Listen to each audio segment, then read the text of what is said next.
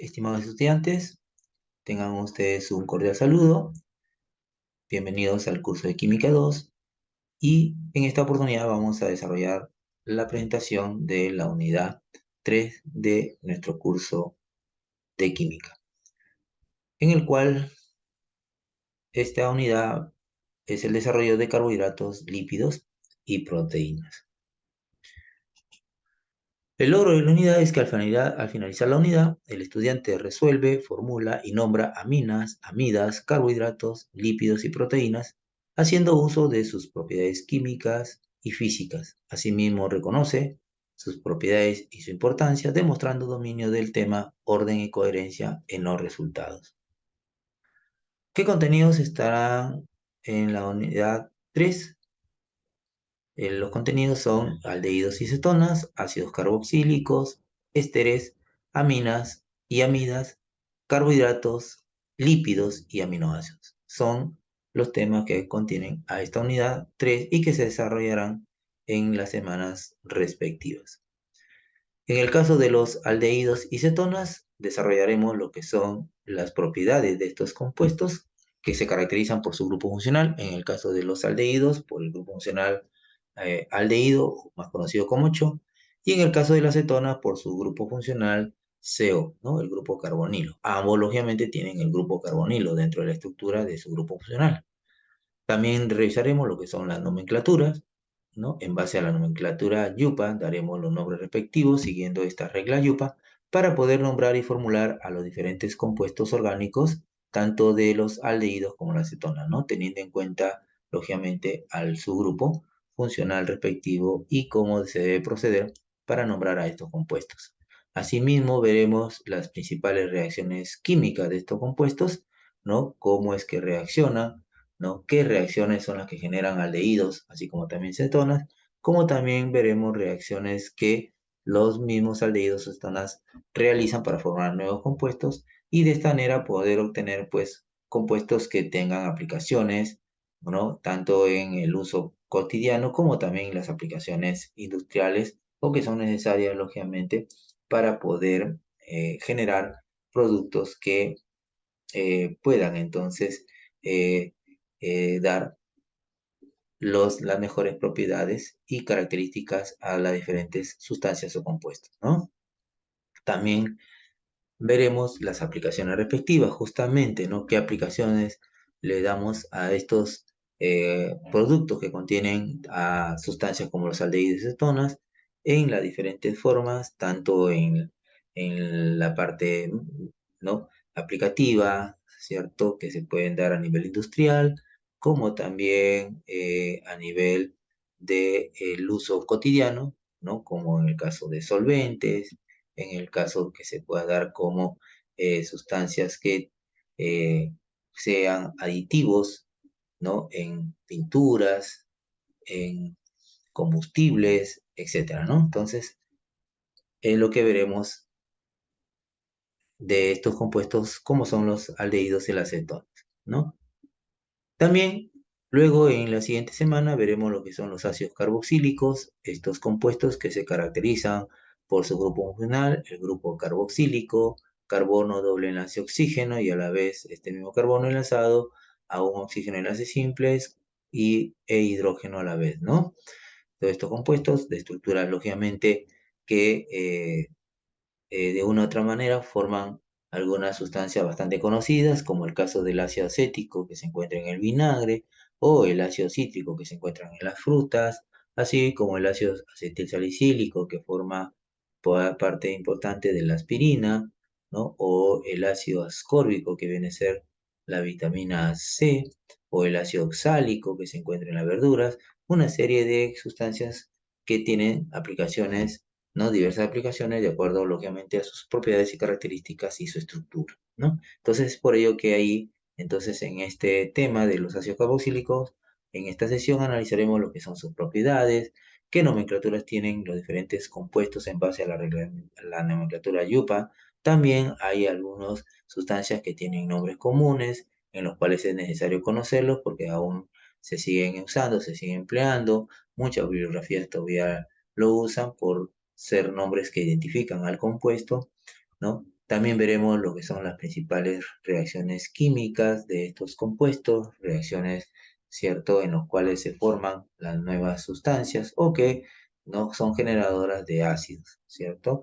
Y en los cuales, pues, nos permite conocer, ¿no?, de acuerdo a estas propiedades y características, cómo es que se forman estos nuevos compuestos, ¿no?, en base a ácido carboxílico o la formación de ácido carboxílico, ¿no? También veremos lo que es las aplicaciones, estas aplicaciones de estos diferentes compuestos que contienen ácidos carboxílicos, como vemos, ¿no?, que ya lo hemos nombrado en el caso del ácido acético que está en el vinagre, ¿no?, que tiene aplicaciones alimenticias, pero también el ácido acético también tiene aplicaciones industriales, por ejemplo, para la producción de plásticos o algunos tipos de alimentos o fármacos también, ¿cierto? Al igual que otros ácidos, ¿no?, que tienen esas diferentes aplicaciones. Entonces, todo ello lo veremos en la sesión de clase en el cual desarrollaremos los ácidos carboxílicos.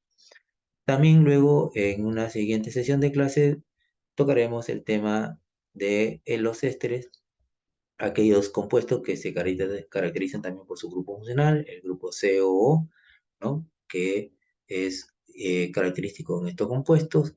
Además, tener en cuenta que estos compuestos de los éteres pues forman parte de muchas sustancias que generan los diferentes aromas y sabores, ¿no? Por eso sus aplicaciones muy importantes, sobre todo industriales ahora, ¿no? Ahora en estos últimos tiempos, pues estos estos productos de aromas y sabores pues han tenido un auge y una aplicación muy importante, ¿no?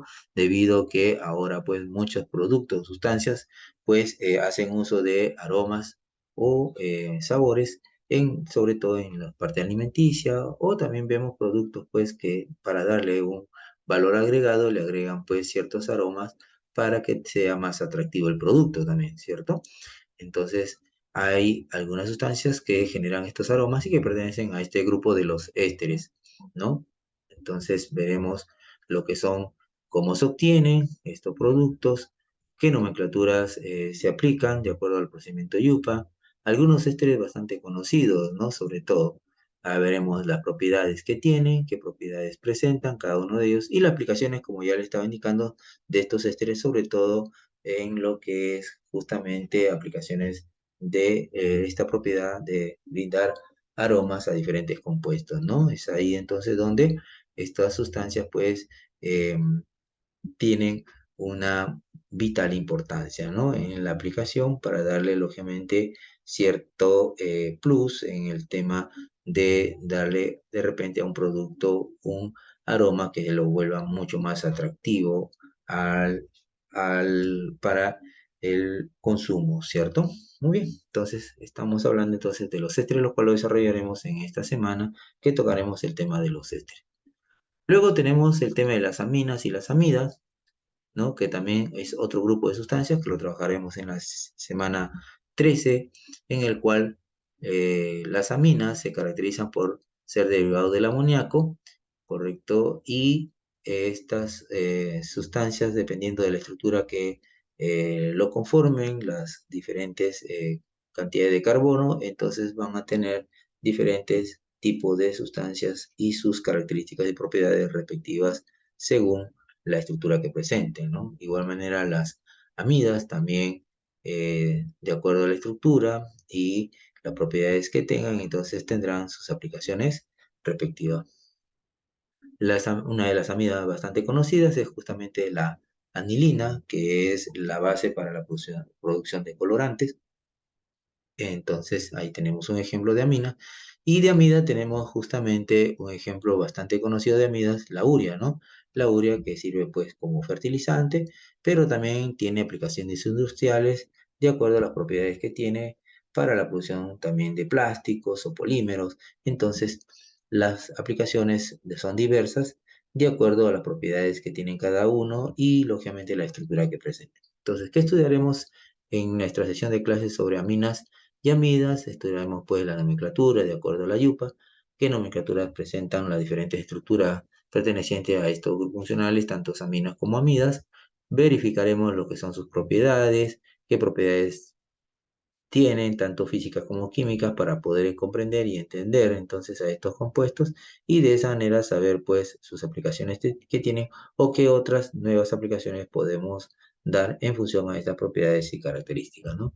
También veremos lo que son las principales reacciones de estos compuestos, correcto, con la finalidad, lógicamente, que eh, estas sustancias, pues, cómo es que se transforman o cómo es que se obtienen, ¿no? Y de acuerdo a la estructura, pues, que se pueden emplear o industrialmente en que se pueden transformar, ¿no? Muchas aplicaciones muy interesantes que tienen, ¿no? Y que nos permiten conocer, ¿no? Sobre estas aplicaciones de estos compuestos que conforman las aminas y las amidas, ¿no?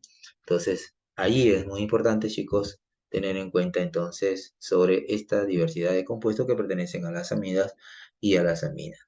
Muy bien, luego veremos el tema de los carbohidratos en una siguiente sesión. Carbohidratos que lo veremos desde el punto de vista químico, su estructura, ¿cierto? ¿Qué estructura presentan? ¿No? ¿Qué tipo de carbohidratos hay? ¿Cómo se clasifican?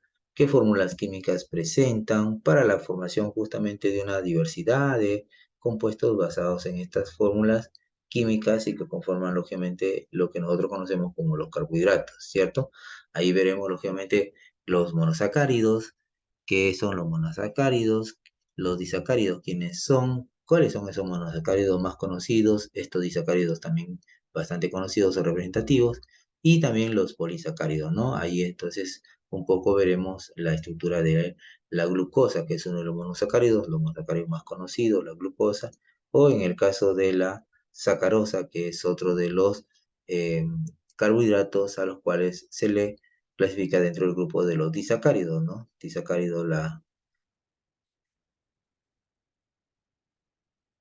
Disacárido como ven la sacarosa, ¿no? O en el caso de los polisacáridos como la celulosa, como el ejemplo del almidón, que están formados lógicamente por varias estructuras monosacáridas, ¿no? Y cada uno con sus propiedades y características respectivas que dan lugar a las propiedades de estos tipos de alimentos, que es la dieta principal, ¿no? De todos nosotros, ¿correcto? Entonces, en esta unidad, pues, trataremos estos temas, lo cual desarrollaremos en la semana 14, en la semana 14 de los carbohidratos. ¿Qué principales carbohidratos tenemos? Eso también lo veremos en el desarrollo de nuestro tema. Y luego tendremos el tema de los lípidos y aminoácidos, en el cual aquí veremos pues las diferentes estructuras que forman las grasas y los aceites, por qué son grasas, por qué son aceites, quiénes son las estructuras que conforman, sobre todo principalmente formados por los ácidos grasos, ¿cierto? Ácidos de cadenas largas, cadenas carbonadas de 18 o más carbonos, que pueden ser con cadenas de enlaces simples, saturadas, o con cadenas de enlaces dobles, las que ya se es conocido como insaturados, qué propiedades le brindan cada uno de estos tipos de enlazamientos en la estructura, ¿no? Generando entonces estas diferentes propiedades de estas sustancias como son los lípidos, ¿no? Entonces veremos sus estructuras, sus propiedades, ¿no? Que lógicamente generan, ¿no? Estos grasas que están en estado sólido o los aceites que están en estado líquido, ¿no? De dónde provienen, de dónde se obtiene, correcto, y eh, sobre todo sus aplicaciones. Una de las formas en las cuales se emplean o se aplican justamente los lípidos es en la saponificación.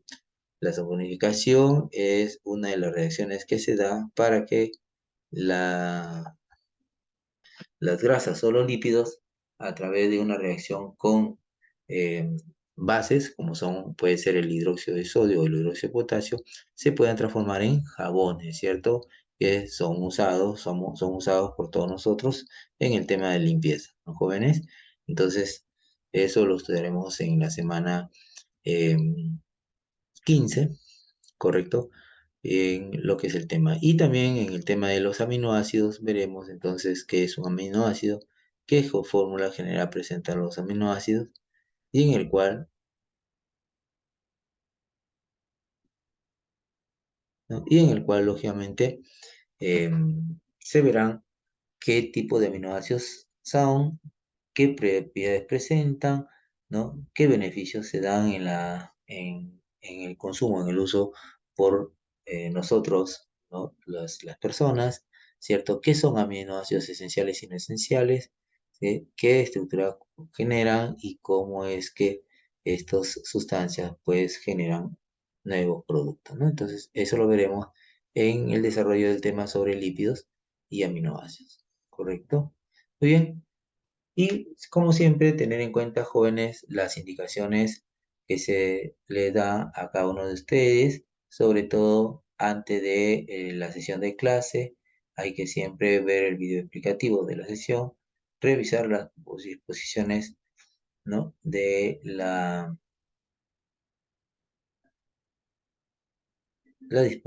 diapositiva, lógicamente, de la sesión. Hay que descargar la hoja de taller. Durante la sesión de clase hay que asistir puntualmente a las sesiones de clase, participar y hacer preguntas si tienen alguna duda al docente, desarrollar los trabajos grupales y sustentarlos, seguir las indicaciones del docente sobre las diferentes actividades semanales. Después de la sesión de clase hay que realizar o desarrollar las diferentes actividades semanales, elaborar sus informes de laboratorio, elaborar sus avances de proyectos según el formato del proyecto de investigación dado por el profesor de laboratorio.